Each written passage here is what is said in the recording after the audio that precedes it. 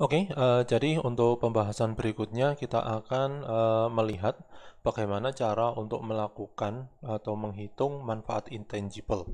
Nah, kalau misalkan kita melihat dari referensi milik Silk yang ditulis pada tahun 1990 bahwa terdapat 6 langkah yang bisa kita lakukan untuk bisa mendeskripsikan manfaat intangible itu seperti apa. Yang pertama atau langkah pertama yaitu mengkonseptualisasikan manfaat dan dampak dari investasi teknologi informasi. Yang dimaksud dengan mengkonseptualisasikan dampak dan manfaat atau manfaat itu adalah mendefinisikan serta menganalisis dampak-dampak dan manfaat apa yang bisa muncul dari penerapan IT di dalam sebuah organisasi. Tentu saja di dalam kegiatan untuk mengkonseptualisasikan dampak atau manfaat ini tidak bisa dilakukan secara sendiri-sendiri, tetapi kita juga harus uh, melakukan diskusi dengan manajer yang ada di dalam sebuah perusahaan yang di dalamnya juga ada manajer keuangan atau manajer CEO atau manajer eksekutif yang ada di dalam setiap perusahaan.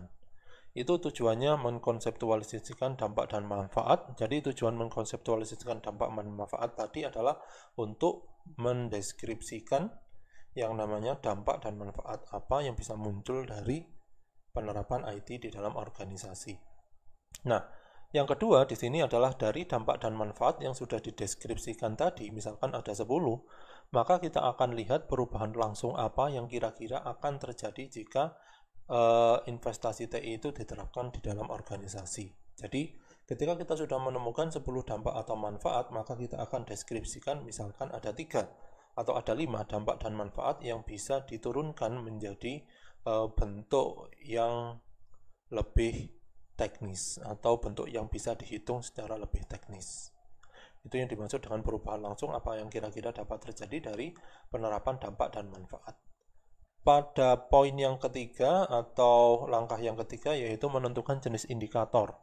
Ukuran apa yang dapat dipergunakan untuk menghitung dampak dan manfaat yang sudah kita definisikan dan sudah kita filter tadi.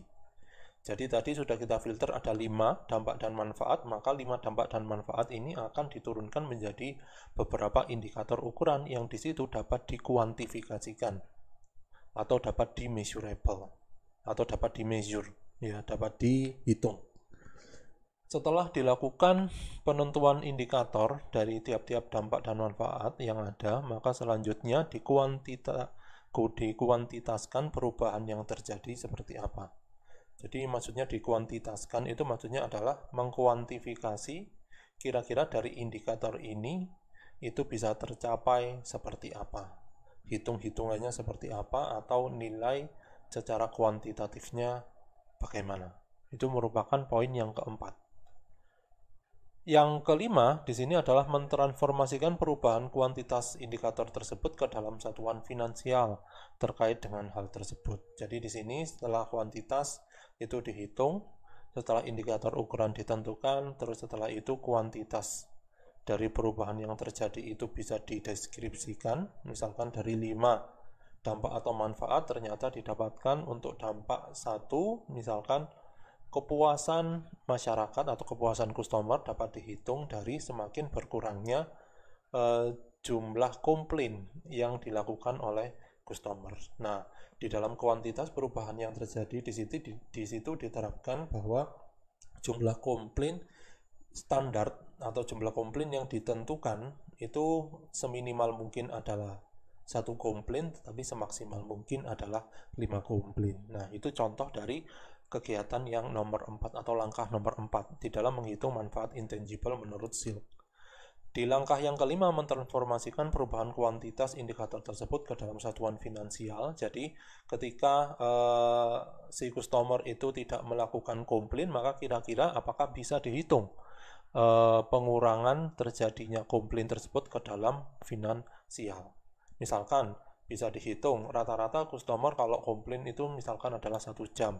Berarti pegawai atau customer service itu akan menjawab komplain dari customer tersebut ya 1 jam itu, maka bisa dihitung dalam 1 jam itu akan mengeluarkan atau membutuhkan pulsa telepon berapa atau listrik berapa banyak. Nah, berarti di sini kita bisa mentransformasikan perubahan kuantitas indikator tersebut ke dalam suatu satuan finansial.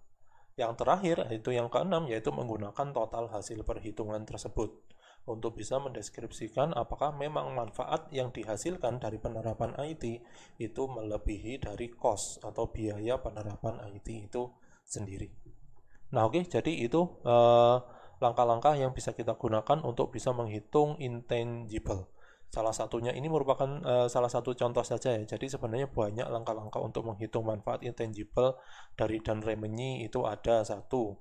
Terus setelah itu dari ini dari Andan Darajan sama Wen. Nah, ini juga ada yang bisa digunakan atau ada teknik-teknik yang bisa digunakan untuk melakukan evaluasi terhadap intangible benefit dari penerapan IT.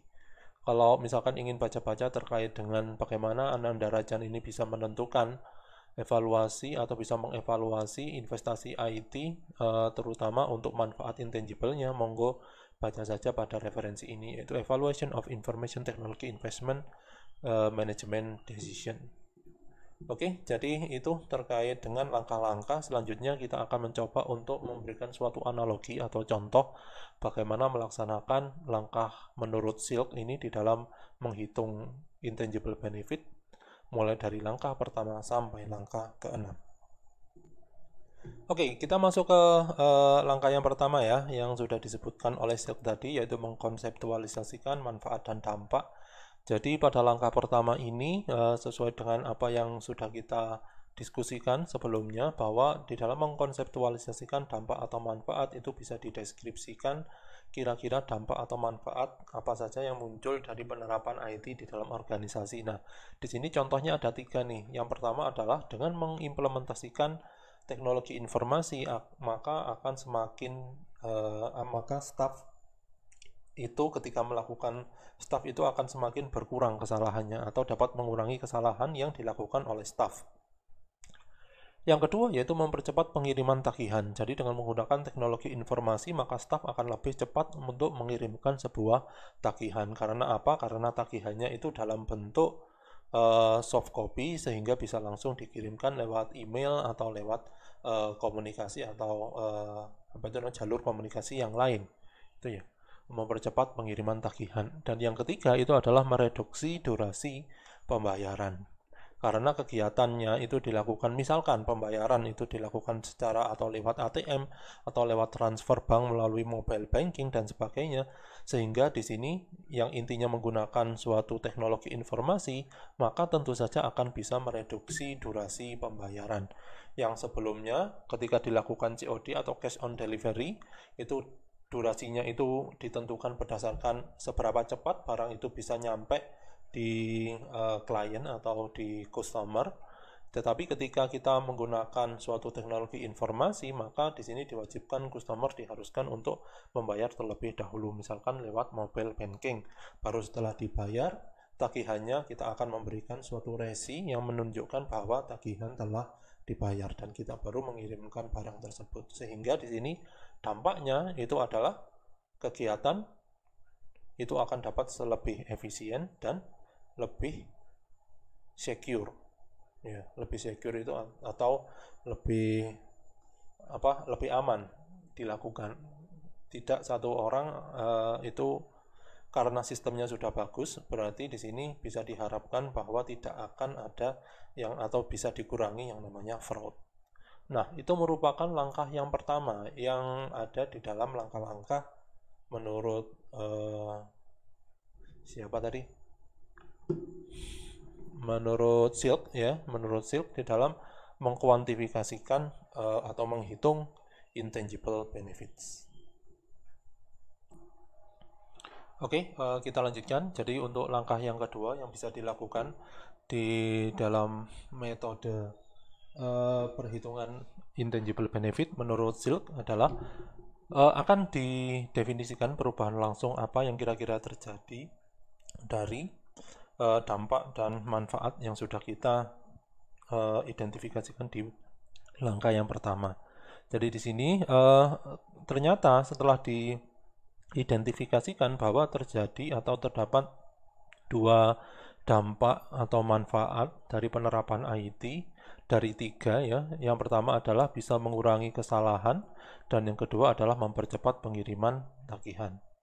Jadi di sini ketika mengurangi kesalahan akan terjadi perubahan dalam hal keluhan pelanggan bisa berkurang, kepuasan pelanggan yang meningkat, biaya memperbaiki kesalahan dapat direduksi, dan lain sebagainya. Jadi ketika kita mendeskripsikan bahwa mengurangi kesalahan itu bisa masuk ke dalam dampak dan manfaat, maka kita juga harus mendeskripsikan kira-kira terjadi perubahan apa ketika manfaat IT dapat mengurangi kesalahan. Ketika kesalahan dari clerk atau kesalahan dari staff itu dapat dikurangi, maka implikasinya adalah keluhan pelanggan akan berkurang tentunya. Yang kedua adalah kepuasan pelanggan juga akan meningkat. Yang ketiga adalah biaya memperbaiki kesalahan itu dapat direduksi. Jadi kalau misalkan kesalahan itu menghasilkan misalkan satu kesalahan, itu biaya untuk memperbaiki kesalahan tersebut adalah 50.000.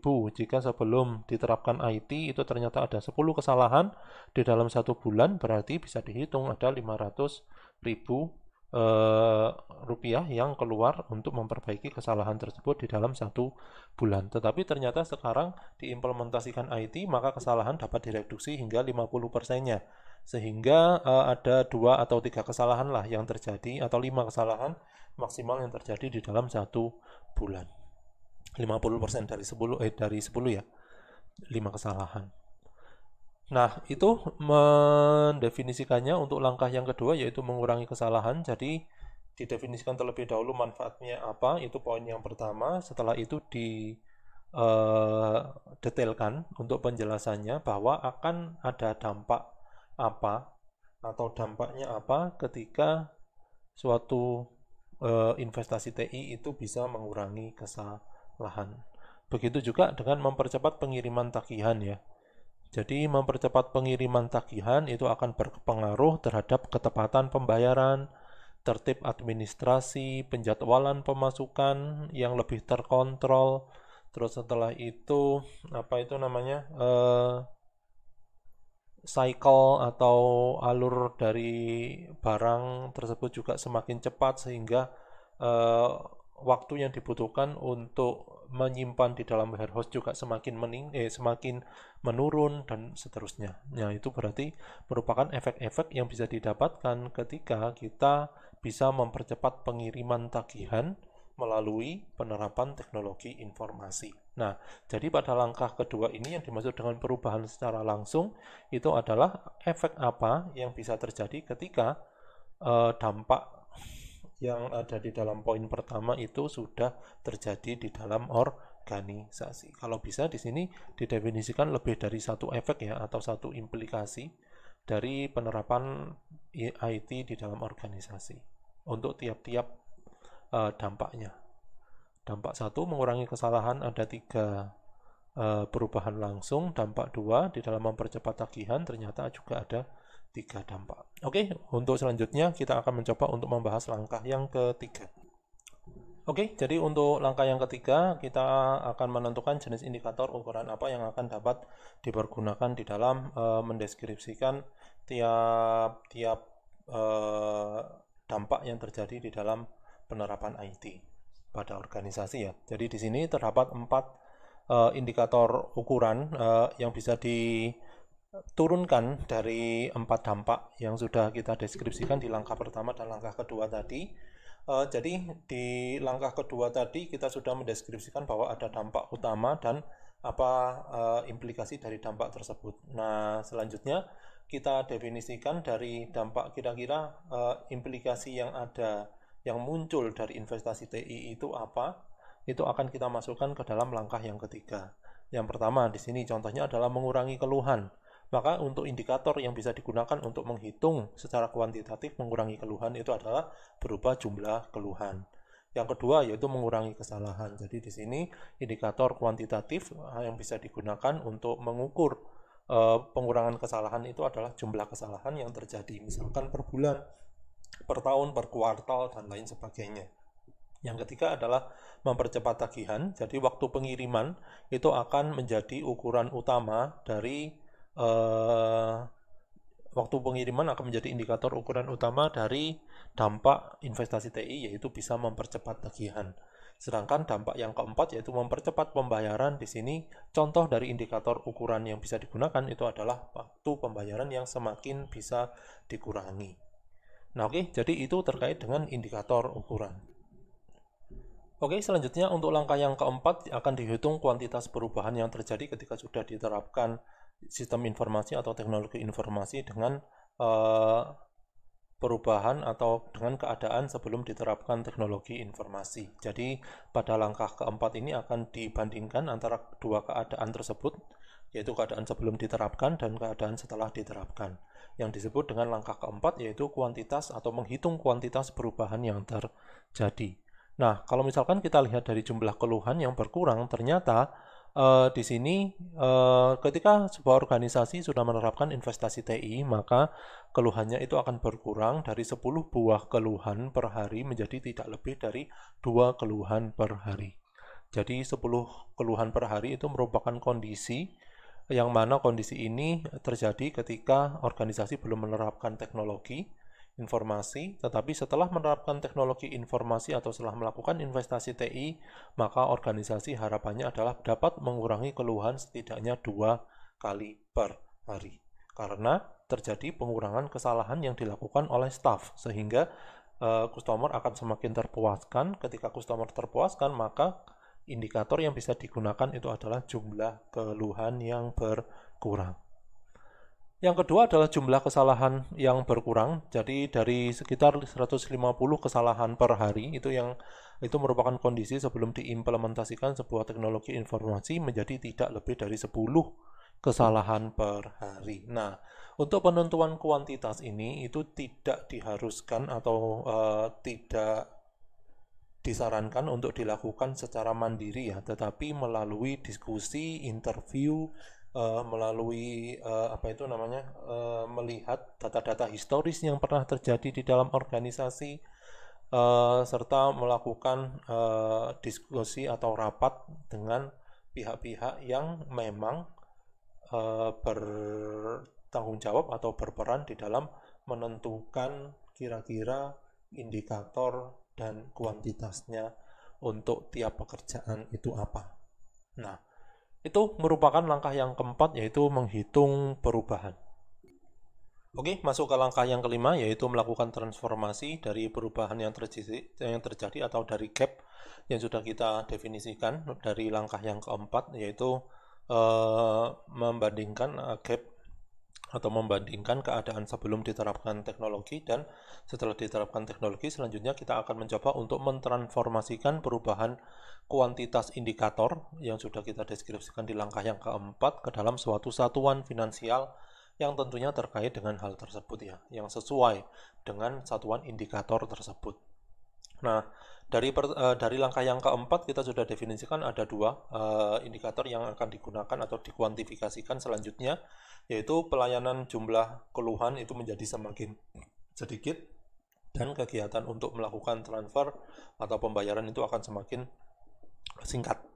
Nah, di sini untuk poin yang pertama, yaitu dari indikator yang pertama, yaitu melayani jumlah keluhan menjadi sedikit, itu akan bisa dihitung di dalam biaya satuan melalui pulsa yang dikeluarkan untuk menelpon atau menjawab keluhan-keluhan dari masyarakat atau dari customer. Jadi di sini dihitung di dalam menghemat biaya telepon, yaitu 100.000 per hari. Jadi ketika dari 10 keadaan yang awal, yaitu 10 atau keadaan sebelum diimplementasikan teknologi adalah 10 keluhan menjadi 2 keluhan, maka di sini bisa menghemat biaya telepon itu setidaknya 100.000 per harinya. Untuk poin yang kedua, mendeskripsikan tentunya indikator yang kedua ya, yaitu memperoleh uang lebih cepat. Karena kegiatan transaksi itu dilakukan secara online, sehingga transfer uang atau jalannya uang uang untuk transaksi itu akan lebih cepat. Memperoleh uang yang lebih cepat, jadi di sini dihitung dari penyimpanan di bank. Ya, penyimpanan di bank, jika di bank itu disimpan selama 30 hari lebih awal, maka terdapat atau kita atau organisasi akan mendapatkan atau mendapatkan keuntungan bunga bank. Misalnya, jika bunga bank 1%, maka jika total transaksi yang disimpan di dalam bank itu adalah 1 miliar atau uang total dari hasil transaksi itu adalah 1 miliar, maka bisa dihitung berapa persen atau berapa duit yang bisa didapatkan ketika bisa disimpan 30 hari lebih awal. Ya. Nah, oke, jadi itu terkait dengan transformasi perubahan. Untuk selanjutnya kita akan mencoba untuk melakukan perhitungan dari langkah yang kelima ini. Oke, jadi untuk langkah yang keenam yaitu menggunakan total hasil perhitungan, yaitu mentotal seluruh hasil perhitungan. Setelah itu dihitung dengan menggunakan metode cost and benefit analysis dengan menggunakan ROI, NPV, IRR, dan lain sebagainya. Nah, sehingga bisa kita hitung bagaimana cara untuk menghitung benefit.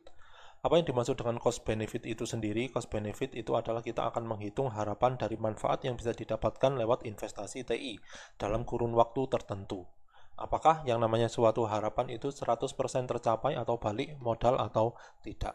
Nah, terdapat persentase kemungkinan tidak berhasil, yaitu dengan menghitung dengan rumus EP sama dengan IR dikalikan dengan IE. EP itu apa? EP itu adalah expected return, IR itu adalah estimate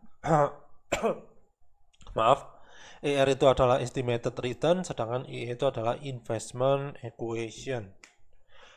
Yang disebut dengan IT investment equation itu adalah jika dihitung dari tipe ROI-nya dikalikan dengan berapa persen kesuksesannya. Oke, jadi ini akan kita gunakan sebagai acuan kita di dalam menghitung beberapa studi kasus atau satu studi kasus yang akan saya jelaskan berikutnya. Oke, sekarang kita akan mencoba untuk menggunakan suatu studi kasus, yaitu proyek untuk mengurangi jam lembur. Jadi di sini ada sebuah organisasi yang menerapkan sebuah sistem informasi. Sistem informasinya itu digunakan untuk mengurangi jam lembur. Nah, di sini ada beberapa keterangan yang bisa menjelaskan kasus tersebut. Yang pertama, yaitu sistem informasi akan diinstal untuk memberikan data yang memudahkan memberikan keputusan lembur, sehingga lembur tidak dilakukan secara sembarangan tanpa ada peningkatan produktivitas. Nah, untuk poin yang kedua, diperkirakan penghematan karena lembur berkurang per bulan, yaitu sebesar 50 juta. Oke, jadi ini perhitungannya. Kalau misalkan kita lihat bahwa dari 10 proyek implementasi, saya garis bawahi ya untuk keterangannya.